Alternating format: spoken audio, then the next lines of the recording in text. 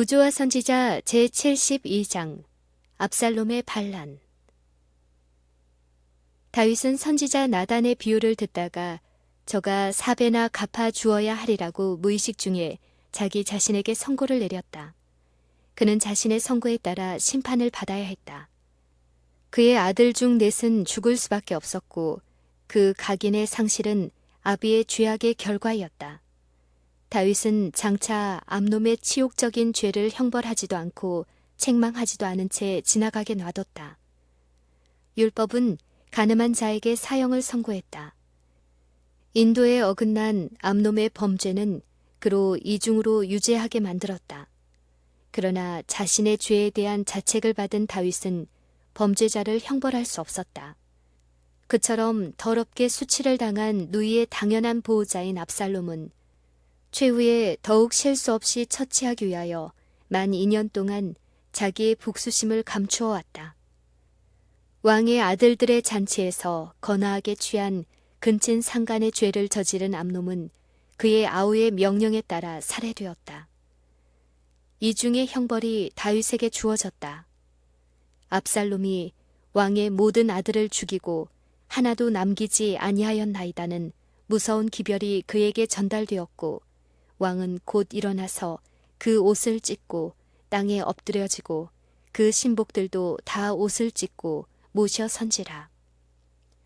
허겁지겁 예루살렘에 돌아온 왕의 아들들은 저희 아비에게 사실을 밝혀 암논만이 죽임을 당했다고 말했다. 그들이 대성 통곡하니 왕과 그 모든 신복도 심히 통곡하니라.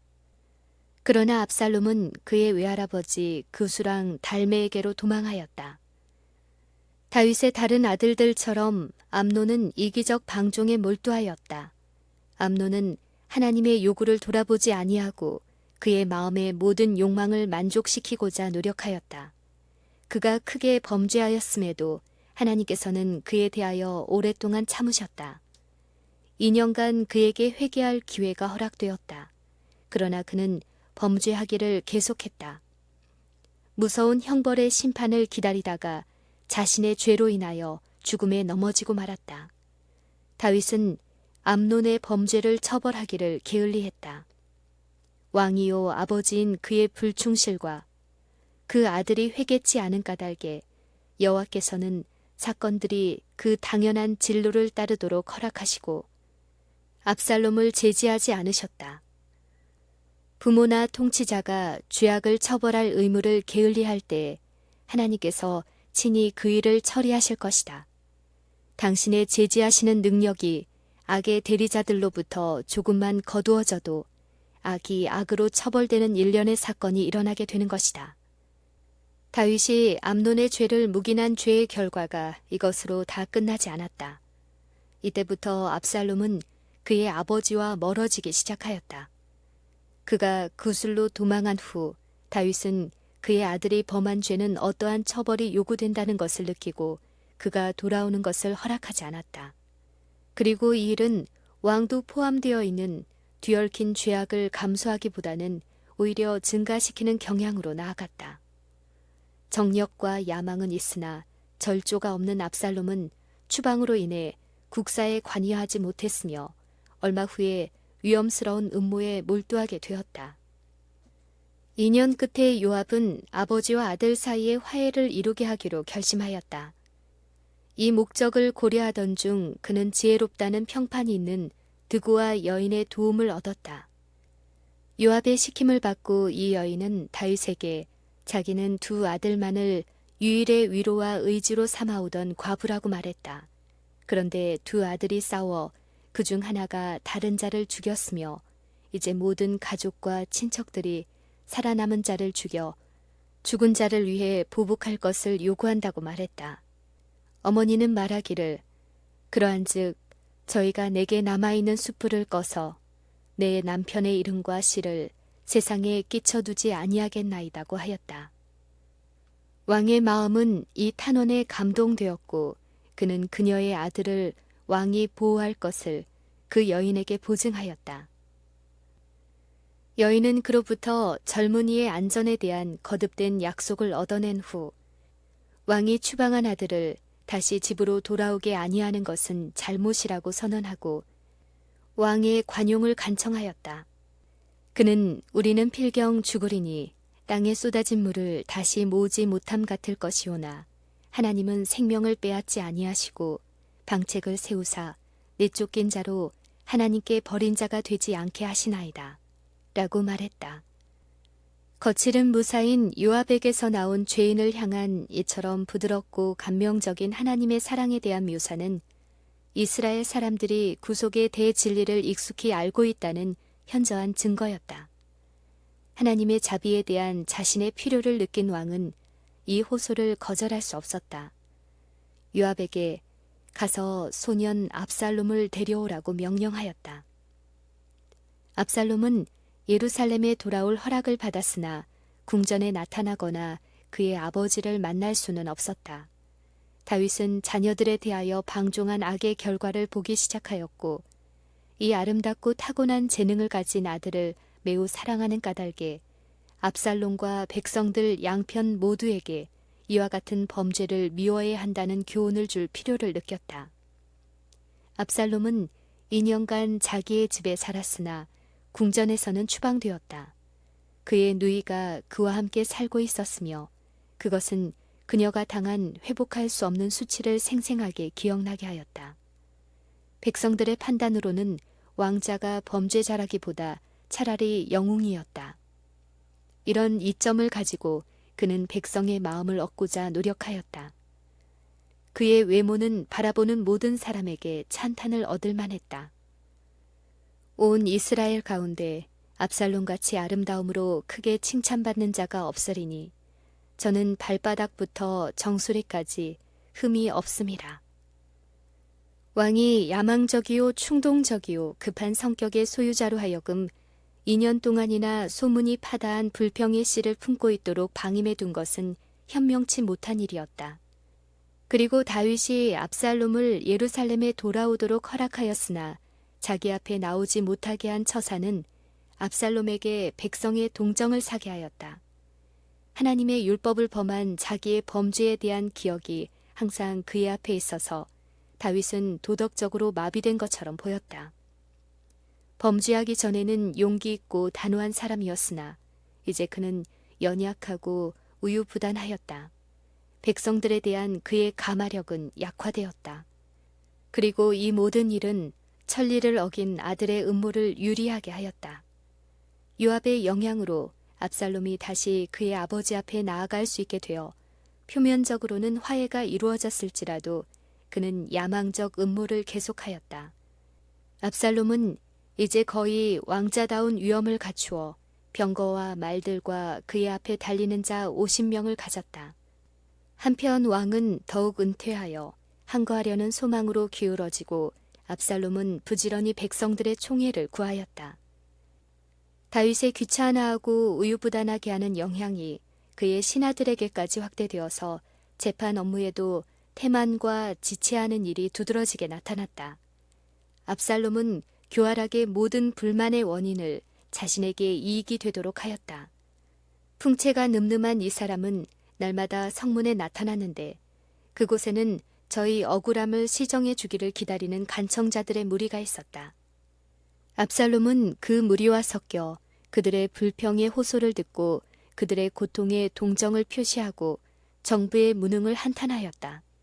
이와 같이 이스라엘 사람의 이야기를 들은 왕자는 네 일이 옳고 바르다마는 네 송사를 들을 사람을 왕께서 세우지 아니하셨다고 대답하고 덧붙여 말하기를 내가 이 땅에서 재판관이 되고 누구든지 송사나 재판할 일이 있어 내게로 오는 자에게 내가 공의를 베풀기를 원하노라 하고 사람이 가까이 와서 절하려 하면 압살롬이 손을 펴서 그 사람을 붙들고 입을 맞추었다. 왕자의 교활한 암시에 선동을 받아 정부에 대한 불만이 빨리 유포되었다. 모든 사람의 입술에는 압살롬을 칭찬하는 말이 있었다. 일반적으로 그를 나라의 후사로 알고 있었으며 백성들은 그가 이 높은 신분에 처할 만하다고 자랑스럽게 그를 바라보았고 그를 보좌에 앉히려는 열망이 불타올랐다. 압살롬이 이스라엘의 마음을 도적하니라. 그러나 아들에 대한 애정에 눈먼 왕은 조금도 의심하지 않았다. 압살롬이 받은 왕자다운 위엄을 다윗은 그의 궁정의 명예, 즉 화해에 대한 기쁨의 표시가 된다고 생각하였다. 백성의 마음이 앞으로 올 일에 대하여 준비가 된 것을 보고 압살롬은 각 지파에게 모두 선정한 사람들을 은밀히 보내어 반역에 대한 방안을 강구하였다. 그리고 이제 종교적 예배란 구실로 그의 반역적 음모를 은닉하고자 하였다. 오래전 그가 유랑하던 때의 한 서원을 헤브론에서 이루어야 한다고 하였다.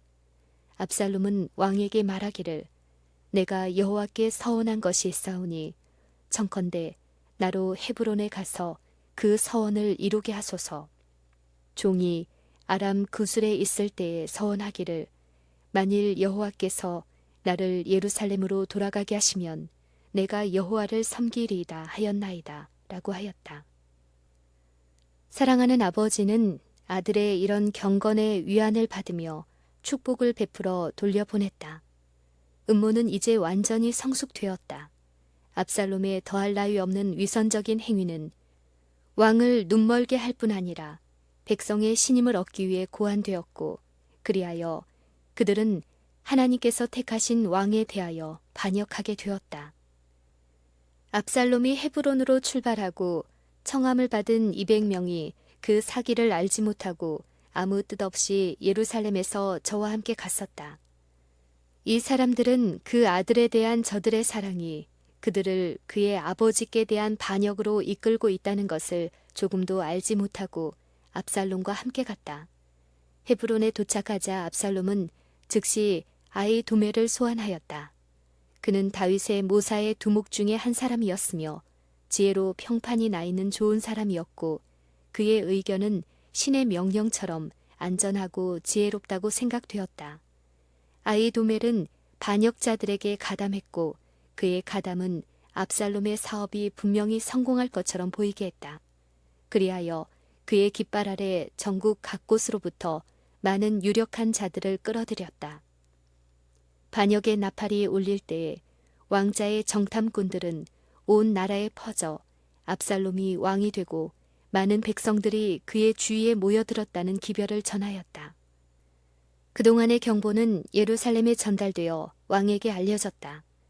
다윗은 정신이 번쩍 들어 자기의 보좌 곁 가까이에서 일어난 반역을 보게 되었다. 그의 친아들, 그가 사랑하고 믿던 아들이 그의 왕관을 빼앗고 의심 없이 그의 생명을 취하려고 음모하고 있었다. 다윗은 그의 큰 위기에 그처럼 오랫동안 그를 누르던 억압을 떨쳐버리고 그의 소년 시절의 정신을 가지고 이 무서운 급변을 대처하기 위해 준비하였다. 압살롬은 20마일 밖에 떨어지지 않은 헤브론에서 그의 군대를 소집하고 있었다. 반역자들은 곧 예루살렘 성문에 당도할 것이다. 다윗은 궁정에서 터가 아름답고 온 세계가 즐거워하고 큰 왕의 성인 수도를 내다보았다. 그는 수도가 사륙과 차마를 입을 것을 생각하고 떨었다.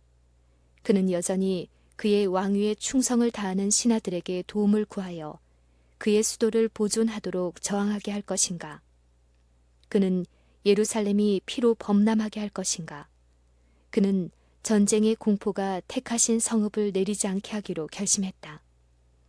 그는 예루살렘을 떠나 백성들에게 그를 지지하기 위해 다시 모일 기회를 주어 그의 백성의 충성심을 시험해 보기로 하였다. 이 큰 위기에 하나님께서 그에게 부여하신 권위를 유지하는 것이 하나님과 그의 백성에 대한 그의 의무였다. 싸움의 결과를 그는 하나님께 맡기기로 하였다. 다윗은 겸비하고 슬퍼하면서 그의 사랑하는 아들의 반란으로 자기의 왕자와 궁전과 하나님의 법궤를 버리고 예루살렘 성문을 나섰다.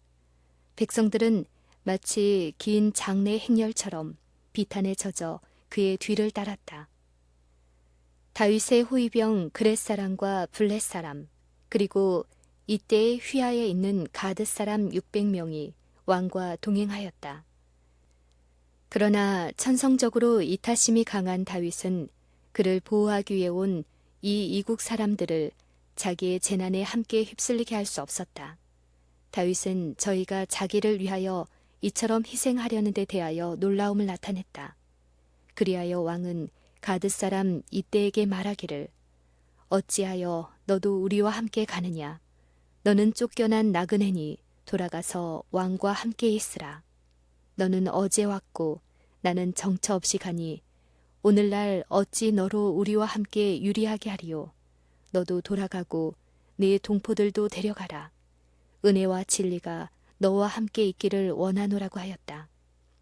이때는 여호와의 사심과 우리 주 왕의 사심으로 맹세하옵나니 진실로 주 왕께서 어느 곳에 계시든지 물론 생사하고 종도 그곳에 있겠나이다 라고 대답하였다. 이 사람들은 이교 신앙에서 여호와를 섬기는 신앙으로 개종한 이들로서 그들은 이제 저희 하나님과 저희 왕에게 대한 그들의 충성을 훌륭하게 증거하였다. 다윗은 감사하는 마음으로 겉보기에 기울어져가는 그의 사업에 대한 그들의 헌신을 받아들이고 함께 기드론 시내를 건너 광야길로 향하였다. 행렬은 다시 멈추었다. 거룩한 제복을 입은 한 무리가 가까이 나아오고 있었다. 사독과 그와 함께한 모든 레위 사람이 하나님의 언약궤를 메고 왔다. 다윗의 추종자들은 이것을 좋은 징조라고 바라보았다. 이 거룩한 분의 상징의 출현이 그들에게 구원과 최후의 승리의 보증이었다. 이 일은 백성을 감동시켜 그들로 용감하게 왕에게 다시 모이도록 할 것이다. 법궤가 예루살렘에 없는 것은 압살롬의 지지자들에게 공포심을 일으킬 것이다. 법궤를 보자 잠시 동안 기쁨과 희망이 다윗의 마음을 전율케 하였다. 그러나 곧 다른 생각이 그의 머리를 스쳐갔다. 하나님의 유업을 다스리도록 임명된 통치자로서 그는 엄숙한 책임을 지고 있었다. 이스라엘 왕은 마음에는 개인적 이익이 아니오 하나님의 영광과 당신의 백성의 행복을 제일 먼저 생각해야 하였다. 그룹들 사이에 거하시는 하나님께서는 예루살렘에 대하여 이는 나의 영원히 쉴 곳이라고 말씀하셨고 하나님의 권위 없는 제사장이나 왕이라도 당신의 임재의 상징을 거기서 옮길 권리가 없었다. 다윗은 그의 마음과 생애가 하나님의 계명과 일치하지 않으면 법궤가 성공보다는 차라리 재난의 방편이 되리라는 것을 알고 있었다. 그의 큰 죄는 항상 그의 앞에 있었다. 그는 이 반역이 공의로운 하나님의 형벌임을 깨달았다. 그의 집을 떠나지 아니하리라는 칼이 이제 뽑혀진 것이었다. 그는 이 싸움의 결과가 어찌 되리라는 것을 알지 못했다. 그들의 거룩한 주권자의 뜻이 구체적으로 표현되었고 나라의 헌법이요 나라의 번영의 기초인 거룩한 율법을 나라의 수도에서 옮기는 것은 그를 위하는 일이 아니었다. 다윗은 사독에게 명하였다. 하나님의 궤를 성으로 도로 메어가라. 만일 내가 여호와 앞에서 은혜를 얻으면 도로 나를 인도하사 내게 그 궤와 그 계신 데를 보이시리라. 그러나 저가 말씀하시기를 내가 너를 기뻐하지 아니한다 하시면 종이 여기 있사오니 선이 여기시는 대로 내게 행하시옵소서 하리라. 다윗이 덧붙여 말하기를 하나님께서 백성을 가르치도록 지명하신 자, 즉 네가 선견자가 아니냐. 너는 너희의 두 아들, 곧 네 아들 아히마아스와 아비아달의 아들 요나단을 데리고 평안히 성으로 돌아가라. 너희에게서 내게 고하는 기별이 올 때까지 내가 광야 나루터에서 기다리리라고 하였다. 성읍에서 제사장들은 반역자들의 움직임과 의도를 알아가지고 그것들을 그들의 아들 아히마아스와 요나단을 통하여 은밀히 왕에게 전달하므로 왕에게 좋은 봉사를 할 수 있었다. 제사장들이 예루살렘으로 돌아갈 때에 떠나는 무리에게 깊은 그늘이 덮였다.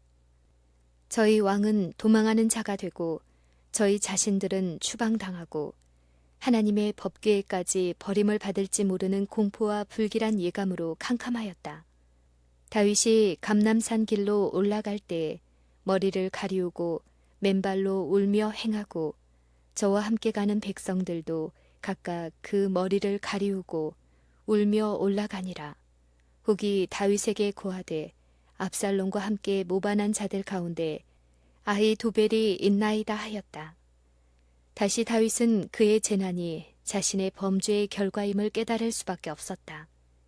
가장 유능하고 가장 꽤 많은 정치적 지도자인 아히도벨의 반역은 그의 손녀 밧세바가 입은 치욕과 그에 따른 가문의 수치를 보복하고자 한 것이었다.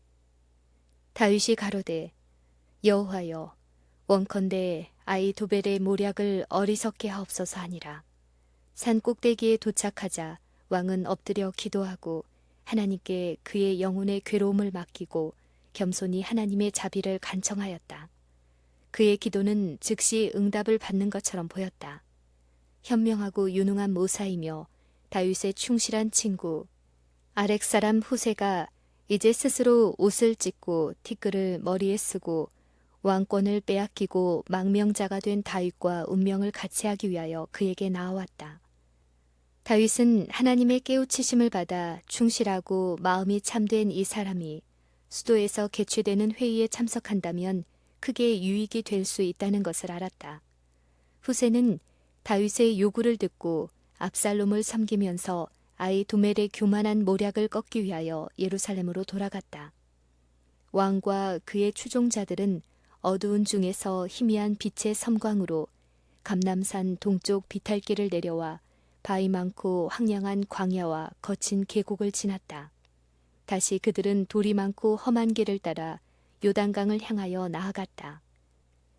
다윗 왕이 바후림에 이르매 거기서 사울의 집 족속 하나가 나오니 게라의 아들이요 이름은 시므이라.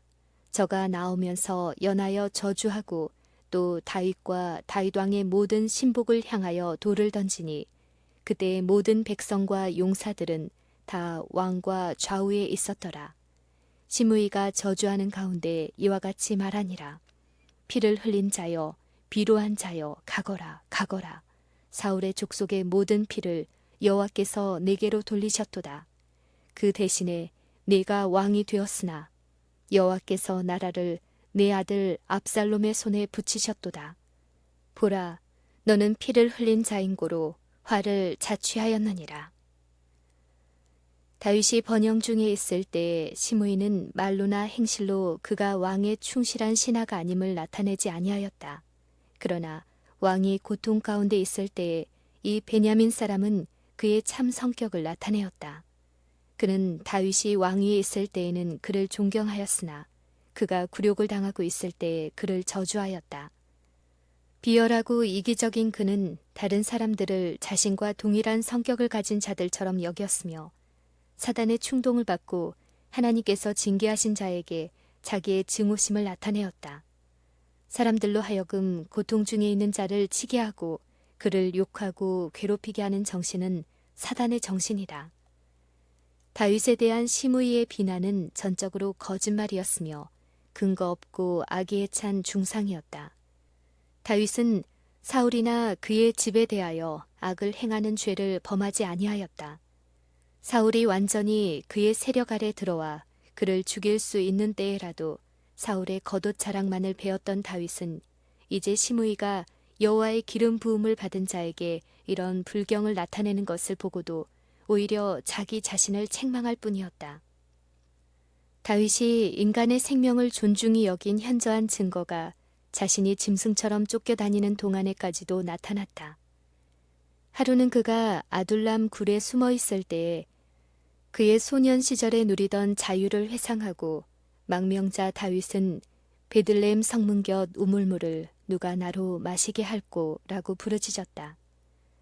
그때의 베들레헴은 블레셋 사람의 수중에 있었다. 그러나 다윗의 무리 중 세 용사가 경계선을 뚫고 들어가 베들레헴의 물을 길어 그들의 군주에게 가져왔다. 다윗은 이 물을 마실 수 없었다. 그는 내가 결단코 이런 일을 하지 아니하리이다. 이는 생명을 돌아보지 아니하고 갔던 사람들의 피니이다. 라고 부르짖었다. 그리고 그는 그 물을 부어 경건하게 하나님께 제물로 드렸다. 다윗은 전쟁의 사람이었고 그의 생애의 대부분은 사나운 장면 중에서 보냈다. 이와 같은 엄한 시련을 통과한 사람으로서 마음을 강팍하게 하고 타락시키는 가마를 다윗처럼 받지 않은 자는 거의 없었다. 다윗의 조카요 그의 가장 용감한 군장 중의 한 사람인 아비새는 시므의 모독하는 말을 참고 들을 수 없었다. 그는 이 죽은 개가 어찌 내 주 왕을 저주하리이까 청컨대 나로 건너가서 저의 머리를 베게 하소서라고 부르짖었다. 그러나 왕은 그를 금하여 내 몸에서 난 아들도 내 생명을 해하려 하거든 하물며 이 베냐민 사람이랴 여호와께서 저에게 명하신 것이니 저로 저주하게 버려두라. 혹시 여호와께서 나의 원통함을 감찰하시리니 오늘날 그 저주 까닭에 선으로 내게 갚아주시리라 라고 말했다. 양심은 다윗에게 쓰리고 굴욕적인 사실을 말해주고 있었다. 그의 충실한 신하들은 돌연한 그의 불운을 보고 이상히 여겼지만 왕에게는 이상한 일이 아니었다. 그는 가끔 이와 같은 일에 대한 예감을 가지고 있었다. 그는 하나님께서 자기의 죄를 그처럼 오래 참으시고 마땅히 받아야 할 보응을 내리시지 않고 지체하시는 데 대해 이상히 여겼었다. 그러나 이제 급하고도 슬픈 도망으로 그의 발은 맨발이었고 그의 왕복은 베옷으로 바뀌어졌으며 그의 추종자들의 애곡은 이 산 저 산에 메아리 쳤다. 그러나 그런 중에서도 그는 그의 사랑하는 수도 그의 범죄 장면이 벌어졌던 곳을 생각하면서 하나님의 선하심과 오래 참으심을 기억하였다. 그에게서 희망이 사라진 것은 결단코 아니었다. 그는 여호와께서 여전히 그를 은혜로 다루시리라는 것을 느꼈다. 많은 범죄자들은 다윗의 타락을 지적하면서 저들의 죄를 핑계하지만 다윗의 회개와 겸비를 나타내는 자는 얼마나 적은가. 다윗이 나타낸 인내와 불효불굴의 정신을 가지고 책망과 보응을 견디는 자가 얼마나 적은가. 다윗은 그의 죄를 자복하였고 여러 해 동안 충실한 하나님의 종으로서 그의 의무를 수행하려고 노력하였다. 그는 나라를 창립하는 일을 위하여 노력하였고 그의 치세 아래서 나라는 전에 없이 강성해지고 번영을 누리게 되었다. 그는 하나님의 집을 건축할 값진 재료를 모아 저장하여 두었는데 이제 그의 생애의 모든 수고가 일소되고 말 것인가. 여러 해 동안 헌신적으로 수고한 결과와 온갖 재능과 헌신과 정치적 수완을 다해 이룬 사업이 하나님의 영광도 이스라엘의 번영도 안중에 없는 그의 무모하고 반역적인 아들의 수중에 들어가야 한단 말인가. 이같이 큰 고통 중에서 다윗이 하나님께 불평한다 해도 그것은 당연한 일이 아니겠는가. 그러나 다윗은 자신의 죄에서 그가 고통당하는 원인을 찾았다. 선지자 미가의 말은 다윗의 마음을 감명시킨 그 정신을 풍기고 있다. 어두운 데에 앉을지라도 여호와께서 나의 빛이 되실 것이미로다. 내가 여호와께 범죄하였으니 주께서 나를 위하여 심판하사 신원하시기까지는 그의 노를 당할 것이다. 여호와께서는 다윗을 버리지 않으셨다. 가장 쓰라린 학대와 모독 중에서도 겸손과 무아의 정신과 관대함과 유순함을 나타낸 그의 이 같은 경험의 이야기는 그의 온 생애의 경험 중에 가장 고상한 사건 중의 하나이다. 이스라엘의 통치자 다윗이 가장 처절한 외적 굴욕을 당하던 이 시간보다 하나님 보시기에 참으로 더 위대한 때는 결코 없었다. 만일 하나님께서 다윗이 범죄하기를 계속하여도 견책하지 않으시고 하나님의 계명을 범하면서도 왕위에서 평화와 번영을 누리게 하셨더라면 회의론자와 이교도들은 다윗의 역사를 인용하여 성경의 신앙을 비난하는 어떤 핑계를 삼았을 것이다. 그러나 다윗으로 하여금 겪게 하신 그 경험을 통하여 여호와께서는 당신께서 죄를 허용하시거나 묵인하실 수 없으심을 나타내셨다. 그리고 다윗의 역사는 또한 하나님께서 죄를 처리하시는 크신 목적을 우리로 알 수 있게 하며 비록 가장 침울한 형벌을 통하여서도 당신의 은혜와 자비의 목적을 성취하신다는 것을 우리로 알 수 있게 하신다. 하나님께서는 다윗을 회초리 아래로 지나가게 하셨으나 그를 멸하시지 않으셨다. 풀무는 정결하게 하기 위함이지 태워 없애버리기 위함이 아니다. 여호와께서 말씀하시기를 내 율례를 파하며 내 계명을 지키지 아니하면 내가 지팡이로 저희 범과를 다스리며 채찍으로 저희 죄악을 징책하리로다. 그러나 나의 인자함을 그에게서 다 거두지 아니하며 나의 성실함도 패하지 아니하리라 하셨다. 다윗이 예루살렘을 떠난 직후 압살롬과 그의 군대가 입성하여 싸움도 없이 이스라엘의 요새를 점령하였다. 후세가 새로 왕위에 오른 군주를 환영하는 첫 무리 중에 있었고 압살롬은 그의 아버지의 옛 친구요 모사인 후세가 나온 것을 보고 놀라고 만족히 여겼다. 압살롬은 성공을 확신하였다. 이와 같이 그의 음모가 멀리까지 성공하자 그의 왕위를 굳게 하고 민족의 신임을 얻고 싶은 생각으로 압살롬은 후세를 궁전으로 영접해 드렸다. 압살롬은 이제 큰 군대에 호위되어 있었으나 그들은 대부분 전쟁에 단련되지 않은 자들로 구성되었다. 아직 그들은 전쟁에 들어가지 않았다. 아히도벨은 다윗의 입장이 절망이 아님을 잘 알고 있었다. 아직도 국민의 대부분이 다윗에게 충성하고 있으며 그는 저희 왕에게 충성을 바치는 연단을 받은 전사들의 호의를 받고 있으며 그의 군대는 유능하고 노련한 장수들의 지휘를 받고 있었다. 아히도벨은 새 왕을 찬성하는 처음 열광이 지나가면 반발이 오리라는 것을 알고 있었다.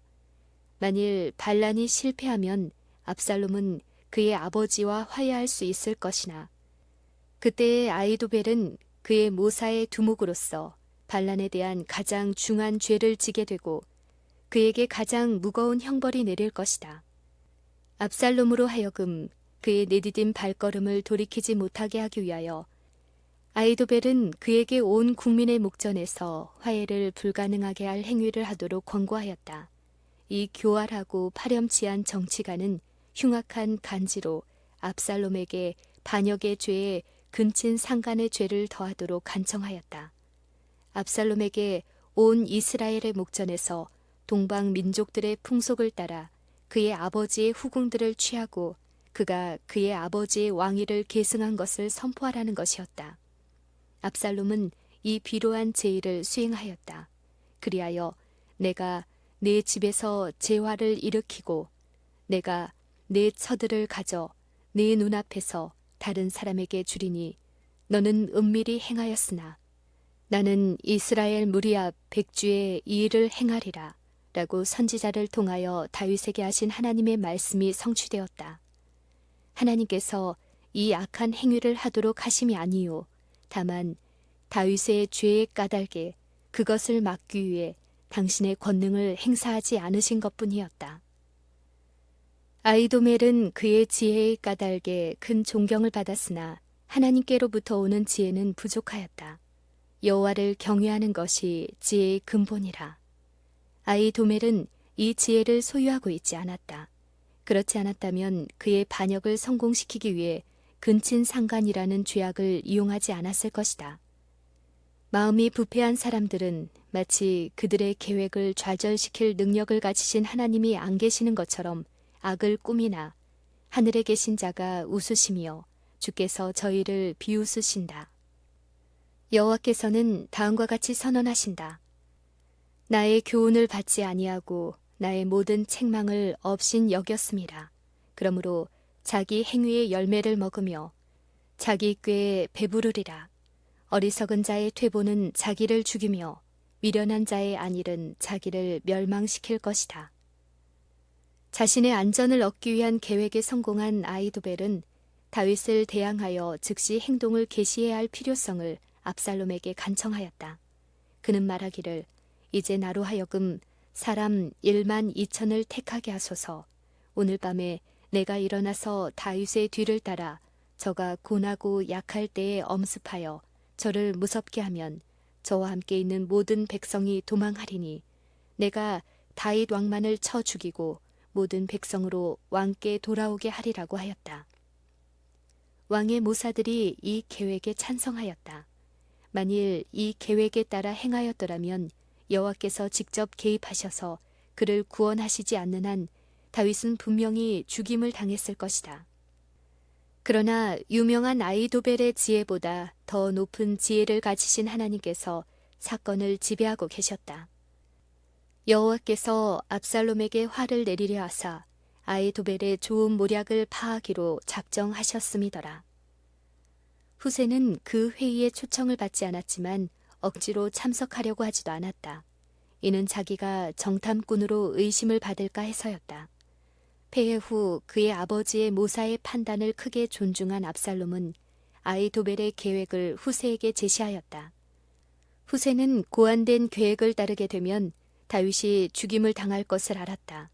그리하여 후세는 이때에는 아히도벨의 베푼 모략이 선치 아니하니이다 하고 또 말하되 왕도 아시거니와 왕의 부친과 그 종자들은 용사라.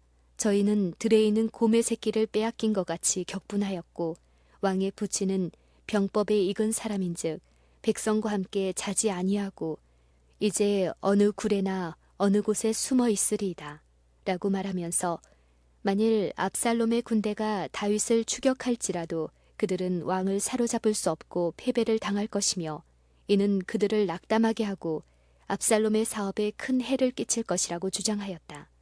계속해서 그는 이는 이스라엘 무리가 왕에 부치는 영웅이요 그 종자들도 용사인 줄 알미니이다 라고 말하였다. 그리고 그는 저 잘난 체하고 이기적 성질과 권력을 과시하기를 좋아하는 자의 마음을 끄는 계획을 다음과 같이 제시하였다. 나의 모략은 이러하니이다. 온 이스라엘을 담부터 부엘세바까지 바닷가의 많은 모래같이 왕께로 모으고 친히 전장에 나가시고 우리가 그 만날 만한 곳에서 저를 엄습하기를 이슬이 땅에 내림같이 저희 위에 덮어 저와 그 함께 있는 모든 사람을 하나도 남겨두지 아니할 것이요. 또 만일 저가 어느 성에 들었으면 온 이스라엘이 줄을 가져다가 그 성을 강으로 끌어들여서 그곳에 한 작은 돌도 보이지 않게 할 것이니이다. 압살롬과 온 이스라엘 사람들이 이르되 아렉 사람 후세의 모략은 아히도벨의 모략보다 낫다 하니라. 그러나 이 모략에 속임을 당하지 않은 한 사람이 있었으니 그는 아히도벨이었다. 그는 이 압살롬의 치명적인 과오의 결과를 분명히 내다보았고 반역자들의 사업이 실패하리라는 것을 알았다. 그리고 그는 왕자의 운명이야 어찌됐든 왕자의 최대의 범죄를 충동한 모사에게는 희망이 없다는 것을 알았다. 아히도벨은 압살롬을 반역하도록 격려했고 가장 끔찍한 악을 행하여 그의 아버지께 욕을 돌리도록 그를 권고했으며 또 그는 다윗을 살해하도록 조언하는 동시에 그 일을 성취시킬 계획을 세우고 그 자신이 왕과 화해할 마지막 가능성을 끊어버렸는데 이제 와서 압살롬은 그의 앞에서 다른 사람을 등용했다. 질투와 분노와 절망 중에서 아히도벨은 고향으로 돌아가서 자기 집에 이르러 집을 정리하고 스스로 목매어 죽었다. 탁월한 재능을 구비했으나 하나님을 그의 고문으로 삼지 아니한 자의 지혜의 결과는 이와 같았다. 사단은 유망해 보이는 약속들을 가지고 사람들을 유혹하나 결국 죄의 삭은 사망이란 사실을 모든 영혼들이 발견하게 될 것이다. 변덕스러운 왕이 자기의 권고를 꼭 따라주리라는 것을 믿을 수가 없어 후세는 때를 놓치지 않고 다윗에게 지체 말고 요단 건너편으로 도망하도록 경고하였다. 저희 아들들을 통하여 후세는 제사장들에게 다음과 같은 기별을 보냈다. 아히도벨이 압살롬과 이스라엘 장로들에게 여차여차히 모략을 베풀었고 나도 여차여차히 모략을 베풀었으니 오늘 밤에 광야 나루터에서 자지 마시고 아무쪼록 건너가소서 하라. 혹시 왕과 그 좇는 자들이 몰살할까 하노라. 젊은이들은 의심과 추격을 받았으나 그들의 위험한 사명을 수행하기에 성공하였다. 도망하던 첫날부터 수고와 슬픔으로 세월을 보낸 다윗은 그의 아들이 자기의 생명을 찾고 있으므로 그 밤에 요단을 건너야 한다는 기별을 받았다. 이처럼 무참하게 욕을 당한 아버지요 왕인 다윗의 감정은 이 무서운 위험 중에 어떠했을까? 호기와 무용의 사람이요 그의 말이 곧 법이었던 왕이 이제 그가 사랑해왔고 맹목적으로 지혜롭지 못하게 믿었던 아들에게 배반당하고 명예와 신이라는 가장 강한 유대로 결속되어 있던 그의 신하들로부터 모욕과 버림을 당한 다윗은 무슨 말로 그의 영혼의 감정을 토로하였을까? 가장 어두운 시련의 시간에도 다윗의 마음은 하나님께 머물러 있었고 그는 다음과 같이 노래하였다. 여호와여, 나의 대적이 어찌 그리 많은지요. 일어나 나를 치는 자가 많소이다.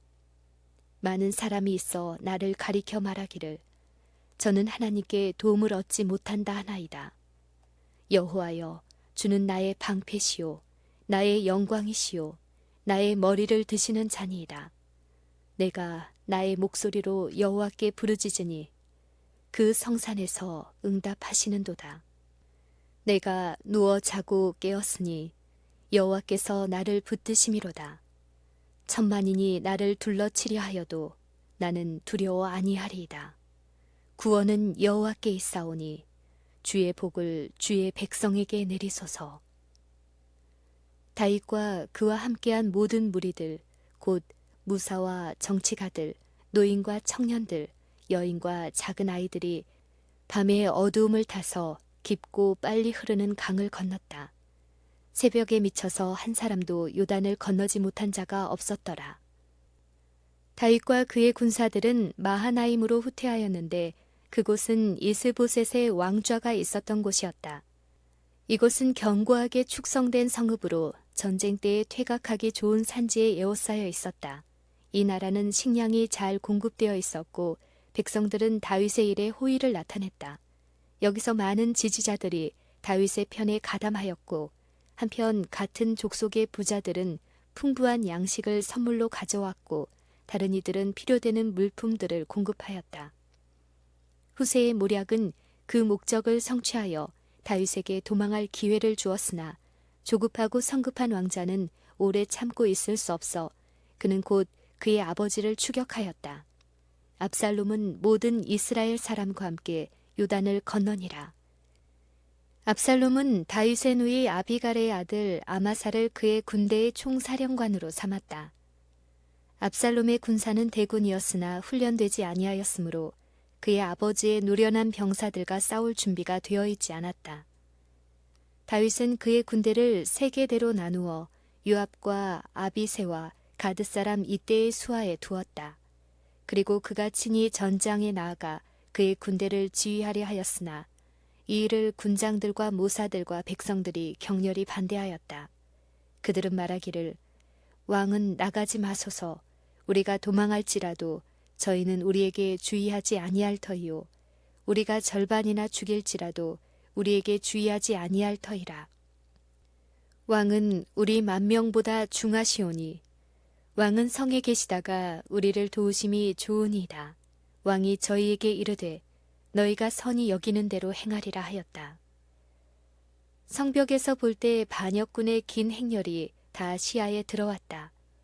왕위의 찬탈자는 대군을 수행하고 있었고 그의 대군에 비하면 다윗의 군대는 소수에 불과한 것처럼 보였다. 그러나 왕이 적군을 바라볼 때 그의 마음에 맨 먼저 떠오른 생각은 왕위도 나라도 전쟁에 걸린 자신의 생명도 아니었다. 아버지의 마음은 그의 반역한 아들에 대한 사랑과 동정으로 충만하였다.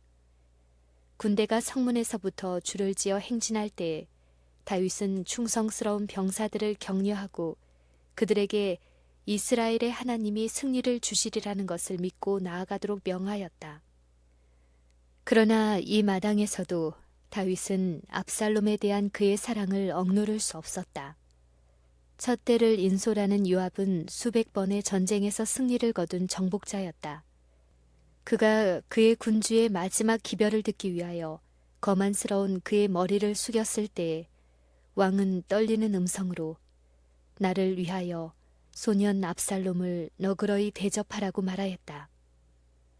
아비새와 이때도 동일한 명령, 곧 나를 위하여 소년 압살롬을 너그러이 대접하라는 명령을 받았다. 그러나 압살롬이 그에게는 그의 나라보다 소중하고 그의 왕위에 충성을 다하는 신하들보다 귀중하다고 선언하는 것처럼 들리는 왕의 호소는 인륜에 어긋나는 아들에 대한 군사들의 분개심을 증가시킬 뿐이었다. 싸움이 벌어진 장소는 요단강 근처에 있는 숲이었는데 이곳에서는 압살롬의 군대의 수요가 많은 것이 그에게 불리할 뿐이었다. 삼림의 잡목숲과 늪 가운데서 이 훈련받지 못한 군대는 혼란하게 되고 지휘하기 어렵게 되었다. 그리하여 이스라엘 무리가 다윗의 신복들에게 패함에 그날 그곳에서 사륙이 커서 이만에 이르렀다. 싸움에 진 것을 보고 압살롬이 돌아서 도망하려 할 때에 그의 머리가 뻗어있는 나뭇가지 사이에 걸렸고 그의 노새는 그 아래로 빠져나갔다. 그는 어쩔 수 없이 매달려 원수의 밥이 될 수밖에 없었다. 한 병사가 이런 형편 중에 있는 그를 보았으나 왕의 불쾌히 여기심을 두려워하여 압살롬을 살려두고 그가 본 것을 요압에게 보고하였다. 요압은 주저하지 아니하였다.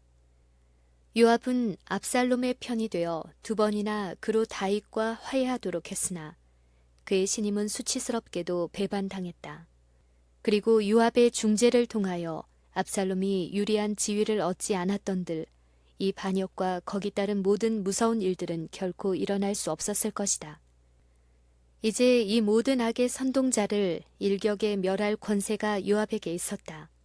그가 손에 작은 창 셋을 가지고 가서 요압의 심장을 찌르니 무리가 압살롬을 옮겨다가 숲을 가운데 큰 구덩이에 던지고 그 위에 심히 큰 돌무더기를 쌓으니라.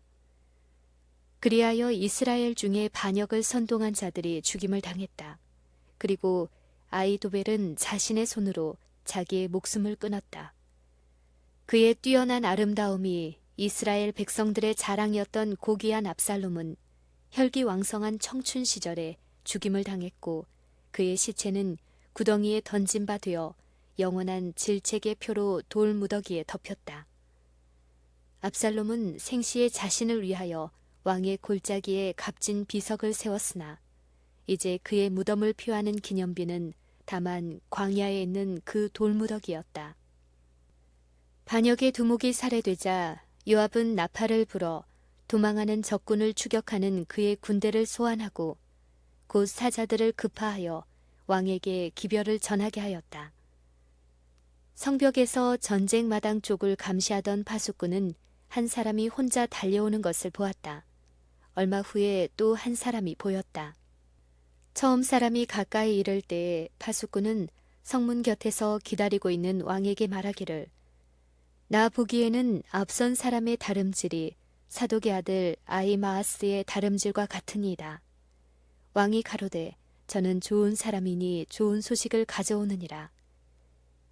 아히마아스가 외쳐 왕께 말씀하되 평강하옵소서 하고 왕의 앞에 얼굴을 땅에 대고 절하여 가로되 왕의 하나님 여호와를 찬양하리로소이다. 그 손을 드러내 주 왕을 대적하는 자들을 붙여주셨나이다 라고 하였다.